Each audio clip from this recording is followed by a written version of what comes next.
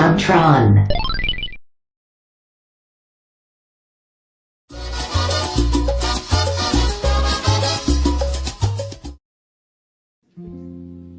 Like glass stained forever red is the mind that won't let go. But how do you forget a face? Especially one like that. I can't forget.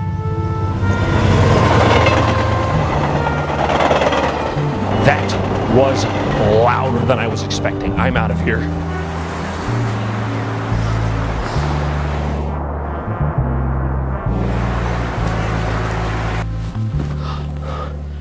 Oh my God, sir, this is amazing. How long have you had this? 1 million years. I'll take it. What is this movie? Dying's for fools. I am on a drug. It's called Charlie Sheen. Oh no. No, I know what this is. I thought they canned this thing over a decade ago. Well, sit tight, ladies and gentlemen, because we're about to have ourselves a food fight. This ill-fated film was the brainchild of Larry Kasanoff. It came out in the year 2012, and it features an all-star cast, including Charlie Sheen, Wayne Brady, Hilary Duff, Eva Longoria, and even Christopher Lloyd. There's only one catch here. The film was supposed to come out in 2003. In late 2002, all the film's files were reportedly stolen in what was quoted an act of industrial espionage. An entire movie right down the drain. At this point, some people would give up. They'd say, that's the breaking point. We tried, team. Good job. Round up next week. But not Larry Kasanoff. He was not one to accept defeat willingly. The next 10 years of this film's production cycle are shrouded in mystery, but one thing is known. They spent all of it trying to bring this film back to life like some sort of proverbial Frankenstein's monster. Perhaps it was because it just meant so much to them, or perhaps it was because they believed in it with hearts and minds. Or maybe it had something to do with them sinking $65 million into it. Ladies and gentlemen of planet Earth, you can't make this shit up. I introduce you to Foodfight, the worst animated film of all time. This movie takes place in your average American supermarket, dubbed Marketropolis Market. Oh, off to a good start already. Just closing up. Nothing much happens around here after dark. Now that is exactly what someone would say if something much does happen around here after dark. And much it does happen. After dark, the supermarket transforms into a city? I'm pretty sure that's what happens. You got a better answer?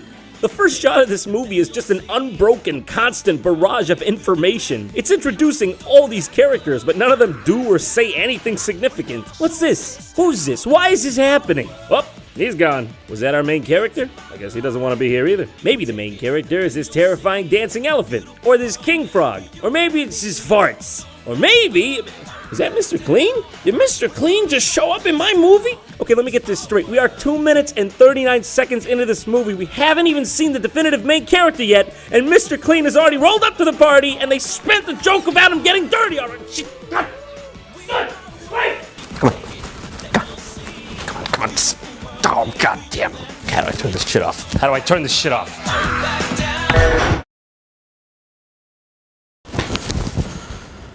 Sweet release. No! So here we finally meet our main character, Dex Dogtective, voiced by Charlie Sheen. Listen up, fat cat burglar.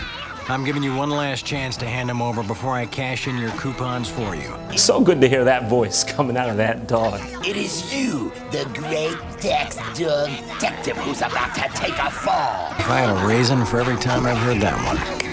Honeybee, flower, mouse, cheese, dog, Raisins?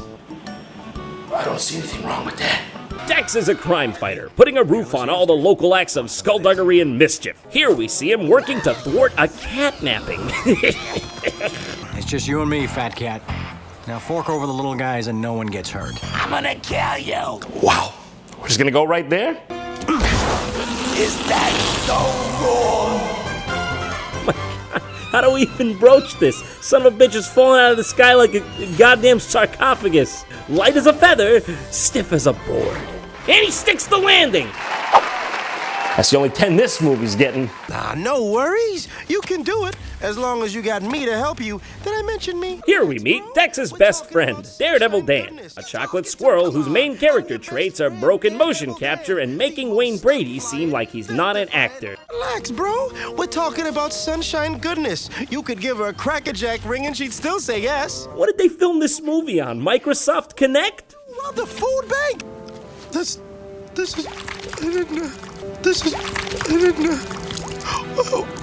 Am I dead yet? Eventually, we're introduced to the fact that Dex is dating this furry chick over here, voiced by Hilary Duff, and he's about to ask her to marry him.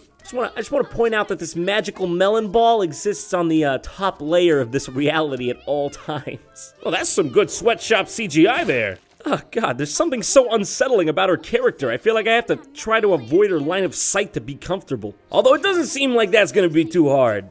So here's a little something I had to figure out for myself about this movie. That is essential to understanding the central concepts in this film. It is never directly referred to at all, not even once. You see, the characters all refer to themselves as Ikes, because they are all, in their own words, icons of a brand of grocery store product, which I guess would explain Mr. Clean from earlier. I don't know, maybe it's a coincidence, who knows. From now on, I'm gonna go by Jat. I'm not gonna tell you why, just figure it out, dick. So, before Dex can pop the question, Sunshine B's a total bitch and walks off into the sunset, even though it's completely obvious that he's about to pop the question.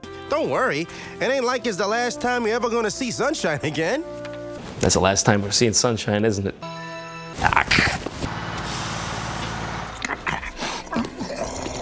May I help you? You must be Leonard. You know, I'd make a comment here, but I'm genuinely worried he might actually have a disability. And then who looks like the bad guy? I mean, okay, this guy's still a little bit because he's a bad guy in the movie, but mostly me. Mostly John. No one wastes me chips and gets away with it. Brand X will pay. Arr. So wait, the chips can also see and talk when we're in the supermarket reality? When does the city reality become the supermarket reality? Is there a divide here? When does it transition from them walking around to being a bag of chips on the shelf? Is this like Toy Story rules, or is this like the Fountain rules, where there's no rules? Oh, God help us, I think this is Fountain rules. It's been 6 months since Sunshine's disappearance, and we find Dex moping in his office because he's an asshole and lost his girlfriend. Dan tries to cheer him up with some good old-fashioned practicality. You got a club to run, and you can bet the Copa Banana's gonna be... His mouth doesn't even sync up. They didn't even try there. What's he doing with his legs? Look at his legs! Why are they constantly moving around like that? It's like if FDR came back to life and tried to show everyone what legs do. Why, of course I can provide you with a backstage pass to the Copa Banana. Let him go, Cheezel. Dex, what a pleasant surprise. Is that a poop rat? Is that a poop rat?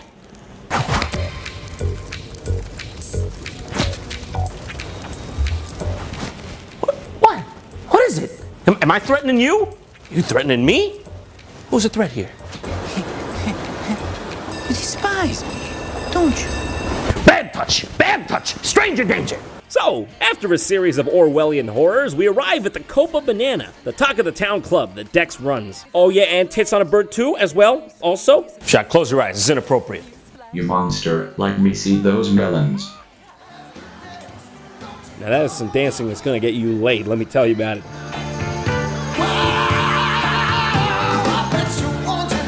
Have I been eating too many raisins, or is that the California raisins? Is that Charlie the Sun-Kissed Tuna? Mrs. Buttersworth? Whoa, wait, Mr. Clean is back? This movie's just a giant product placement, isn't it?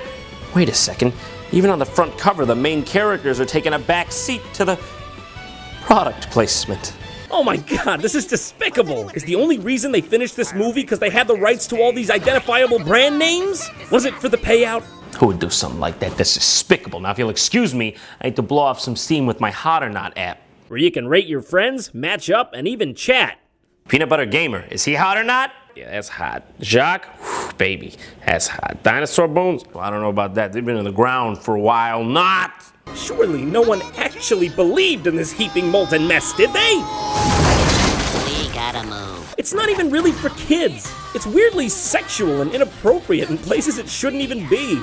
I'm looking for a guy about your height It warms my heart the way you love my raisins, tough guy. Even the Chiquita Banana Woman makes a passing comment about her boob milk. Do I look like the Dairy Queen to you? Oh, that's just sick, lady. What? Don't bring that up here. There's kids in the audience. Hell, I'm an adult in the audience and I'm offended. Don't bring that trash here. Oh, mama. Look at this vixen here, voiced by Eva Longoria, whose dashing looks cause a stir in the club. Foodfight! We got one! We got one, ladies and gentlemen!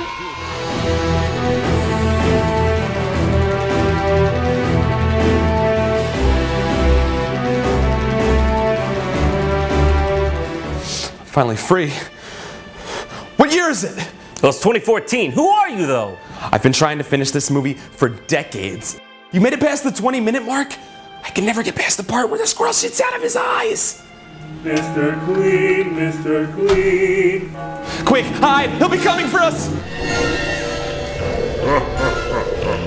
Oh God! It's him! It's him! No! That's what he does! He raises your level of cleanliness to impossible levels of upkeep! Banana split! Let's blow this popsicle stand! Kumquats! I don't know, whatever! Well, that just sort of happened to me. I mean, I didn't even participate in that. It was cool though. I don't know. I don't even know what's happening in the film at this point. Stop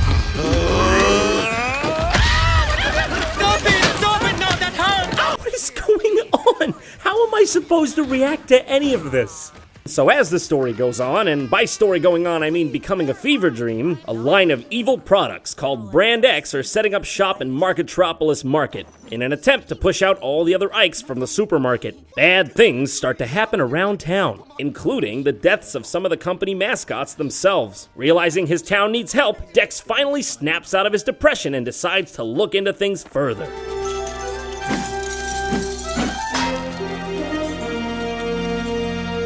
I still got it.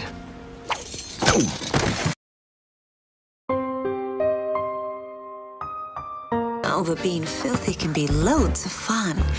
Don't you think so, Dex? There are some stains you can never wash out. For God's sakes, work on your aim. I want to know how you rubbed out all those Ikes last night. I want to know how you managed to raise $65 million with this script. What a surprise! We find out Eva's character has been running with the Brand X boys the whole time, and all she wants is Dex to join her in her evil plot for supermarket domination. Also, she's a Nazis and a Star Wars. What the f***? They're building an entire army of robotic exobites. What the hell is an exobite? The lore is rich in this world, let me tell ya. They expect you to know the source material going in, alright? Study up, it's a matter of respect. So now it seems they've crossed from their supermarket world to the real world? I guess they could just mix and match this at will, like I said, it's Fear and Loathing rules. There's no rules, come on! What is it today, Black Friday? Oh, God! Oh, God! Real world's horrible. Go back to the supermarket world. Miss me? I've made a huge mistake. Supermarket world's just as bad. So we're like halfway through this movie. I don't even understand how there's another half, by the way. And the confused writers are still throwing new characters at us out of the blue, such as this bat pervert who has the hots for chocolate people.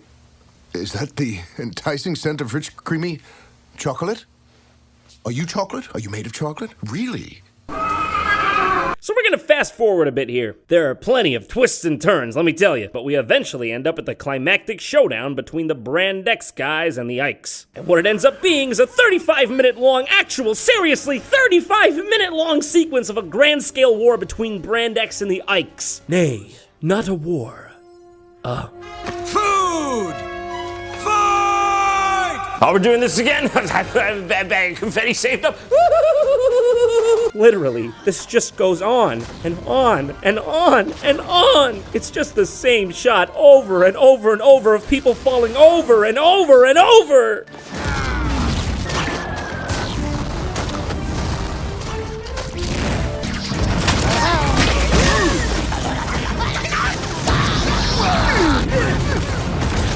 But enough about me. Let's kill you! He won't hit her. Not now, not never. But I will. Should I call this movie Catfight? Because she's a cat. Oh, look at you! Oh, I see. So the hot girl was actually ugly all along. Not just inside, but outside too. Well, that's a relief because now there's absolutely no hang-ups about hating her. Let's celebrate. Yeah! Ugly people never win! That's the moral of the story, guys! I guess some things you just never forget. Some scars never heal. I don't even like you. When I take time to put you in a goddamn lock, it's bullshit. I'm getting out of here.